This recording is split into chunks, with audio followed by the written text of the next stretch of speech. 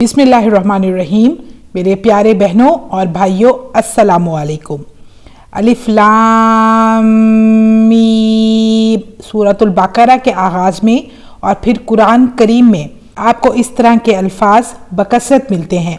ये वो अल्फाज हैं जो अल्लाह और उसके नबी करीम सल्लल्लाहु अलैहि वसल्लम के दरमियान राज की बातें हैं, जो अल्लाह और उसका रसूल सल्लल्लाहु अलैहि वसल्लम ही जानते हैं। उम्मत मोहम्मदी को इसका मानी मालूम नहीं, लेकिन इसमें तासीर और कुव्वत बहुत है।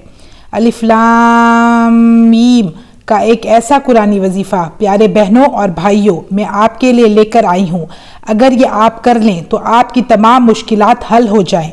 दुश्मन अगर आप पर हावी होने लगे, कोई दुश्मन आपको नुकसान पहुंचाने लगे, किसी तरह का जानी खतरा हो, कोई माल और ईमान का दुश्मन हो, इज्जत का दुश्मन हो, जब आपको ये खतरा हो कि कोई मुझ पर सख्त जादू कर रहा है, कोई मुझ पर जिन्नात भेज रहा है, किसी की नजर बद लग रही है, तो आप ये अमल करना शुरू कर दे। अमल निहायत आसान लेकिन बहुत ताकतवर अमल है।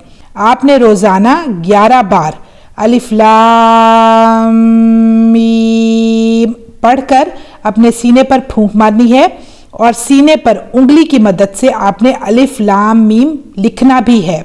इंशाअल्लाह कोई आपको नुकसान नहीं पहुंचा सकेगा। कोई जादू, जिन्नात, चोर, डाकू कोई आपका कुछ नहीं बिगाड़ सकेगा, बल्कि अगर कोई आप पर जादू भी करेगा तो उसका किया हुआ अमल उस पर खुद पलट जाएगा।